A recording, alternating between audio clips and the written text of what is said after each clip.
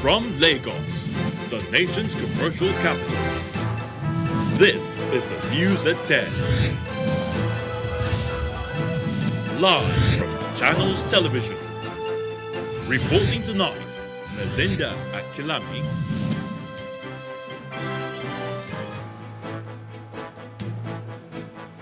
Hello and welcome. Supreme Court affirms the elections of Governors Ikpeazu, Ishaku, Okowa and Bello in the March 9th governorship polls in Abia, Taraba, Delta and Niger states. Nigerian Air Force takes anti-terror campaign to Kasuma on the fringes of the Lake Chad, destroys ISWAP structures and vows to sustain campaign in the northeast. EFCC acting chairman insists that more corrupt persons will be convicted this year, pledges to reopen the investigation of the former governor of Rivers State, Dr. Peter Odili. And President Donald Trump threatens fresh sanctions against Iran as he breaks silence on the country's reprisal following the killing of Iranian Army General Qasem Soleimani. Plus, business, sports, news from Abuja, the FCT, and later from our studios in London. On Business News tonight, United States Consul General to Nigeria, Claire Perangelo, praises Nigeria's stock market, says the country is vital to economic success of the African continent. And on sports news tonight, world number one Rafael Nadal receives Stefan Edberg's Sportsmanship Award after leading Spain to the last 8 of the ATP Cup. And from Abuja, Cattle Herders Association Mieti Allah moves to curb clashes with farmers, bans night grazing by members.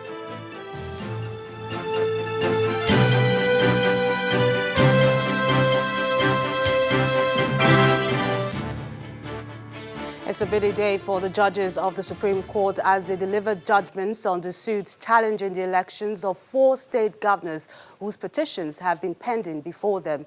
The 7-man panel, led by Justice Olabode Rhodes Viver in a unanimous judgment, affirmed the elections of Governor Okezie Ikpeazu of Abia State, Darius Ishaku of Taraba, Ifeanyi Okowa of Delta, and Abubakar Bello of Niger State after listening to separate appeals on the outcomes of the elections in their states.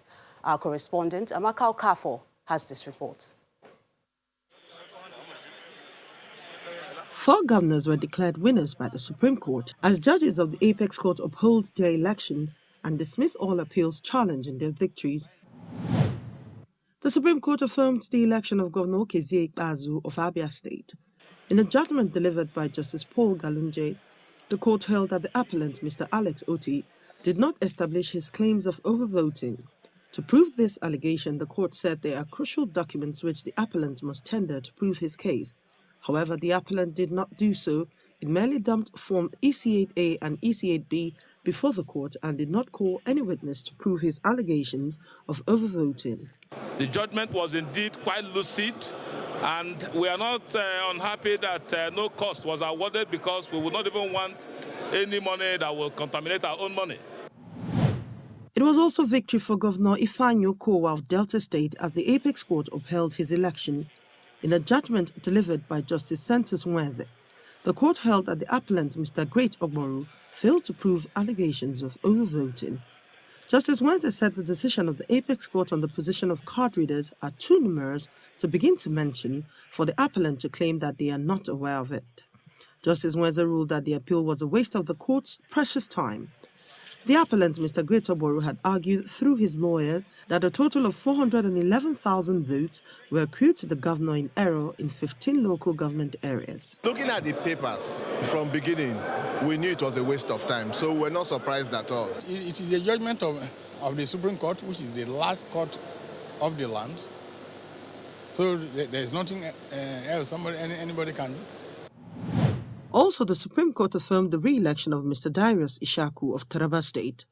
In a unanimous judgment delivered by Justice Ejem Bieko, the court held that the appeal was an academic exercise since the governorship candidate of the All Progressive Congress was disqualified from participating in the election. Counsel to the APC, Mr. Ishiaku Diko, had told the court to replace the disqualified candidate with the first runner-up at the party's primary and order a rerun election in the state. The Supreme Court concluded the day's proceedings by upholding the election of Governor Abubakar Bello of Niger State. The Apex Court said it lacked jurisdiction to hear the appeal because there is no judgment emanating from the Niger State Election Tribunal, since it was cut up by the 180 days stipulated by law for a tribunal to hear an election matter. For the past 1 year, the People's Democratic Party, PDP, has been at it that the governor of Niger State, His Excellency Alhaji Abubakar Sani Bello, submitted false documents to INEC. First and foremost, they tried at the Federal High Court, Mina, they lost. They went on appeal to Court of Appeal, they lost. They went again back to the tribunal, they lost. Court of Appeal, they lost, and today again the Supreme Court has thrown out their appeal. With these judgments, the Apex Court has brought to an end controversies surrounding all of these elections. Amaka Okafor, Channels Television News. Today's verdict of the Supreme Court lays to rest the series of legal battles that the governors have had to fight to validate their election. While their challengers have retired to their fate, some of the governors consider it an end to the distraction that has plagued their victory at the polls. The governor of Niger State, Abubakar Bello, believes it's a landmark victory and a validation of the people's mandate. While the governor of Delta State, Ifeanyi Okowa, is asking his rival, Mr. Great Ogboru of the All Progressives Congress, to join in his stronger Delta agenda. It is time for us to heal the wounds. Our arms are wide open. We are ready to accept people to work with us. If they have suggestions, they can put it on the table. Together we can build a stronger Delta. So I call on Great Ogboru and his followers to join us in the building of a stronger and better Delta. It's time to concentrate on governance, and that's why I have to offer the appeal to all those who are in government with me. It's time for us to work for the state. Even our brothers who are in the National Assembly, it is time to work for the state and to work for the nation. It's not time for us to politic, because people are expecting a lot from us, and we do not need to distract ourselves or allow other people to distract us. Let's turn our attention to security matters now. A military operation, code-named Rattlesnake, targeting insurgents in the northeast, is claiming yet another strike against the terrorists. The Air Force Task Force of Operation Lafia Dole says it has destroyed some facilities at an Islamic State of West Africa province ISWAP hideout at Kusuma on the fringes of the Lake Chad. The Air Force spokesman, Air Commodore Ibikunle Daramola, explains that intelligence reports had indicated that a cluster of compounds within the settlement was being used to house some ISWAP leaders along with their supplies. He says after confirmatory intelligence reports, the ATF deployed its attack aircraft to engage the location, leading to the destruction of designated structures.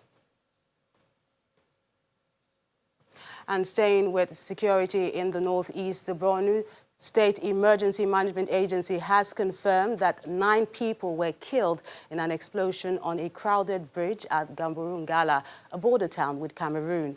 According to the state's chairperson of the agency, Mr. Yabawa Kolo, the casualty figure comes from the situation report received from the camp officials in Gamboru, while those injured are being taken care of.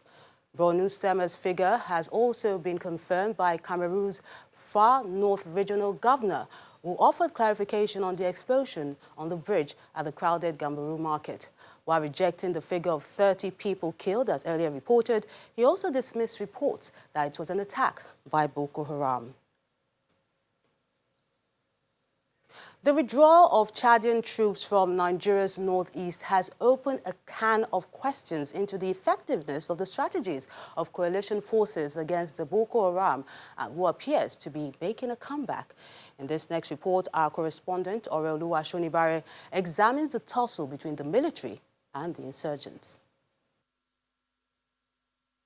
This video of airstrikes carried out by the Nigerian Air Force on suspected terrorist hideouts is an indication that both sides are heavily committed to meeting their objectives. The Nigerian military has the mandate of eliminating the Boko Haram sect, bent on inflicting fatal harm on anyone to ensure that ideals are accepted. And this latest effort aimed at repelling the terrorist attack in Michika, Adamawa State, is a testament to their resolve to achieving this mandate. In the early days, Boko Haram held sway in the northeast. killing thousands and forcing thousands more to flee their homes. But once the troops got a grip of the situation, the momentum swung in the military's favor, and territories under the terrorists were recovered. A feat that received commendation from President Muhammadu Buhari. Let me, at this point, reiterate our government's resolve to do everything within its constitutional power to ensure the security and safety of law-abiding citizens. The efforts praised by the president are without doubt deserved. However, there are concerns that the military's efforts at containing the Boko Haram appears to be diminishing, with the terrorists attempting to make comebacks into territories once lost. Suggestions have been made on ways to revive the military's strength. They should be equipped technologically, equipped with weapons of modern warfare. This recommendation to boost the military's capabilities is on the one hand a valid point, but on the other, the support from allies is probably another route the federal government can explore. But the recent withdrawal of Chadian troops from the northeast, albeit with the promise of a possible return, raises more questions on how much of the war against insurgency is being won or lost. Orelu Ashonibare, Channels Television News.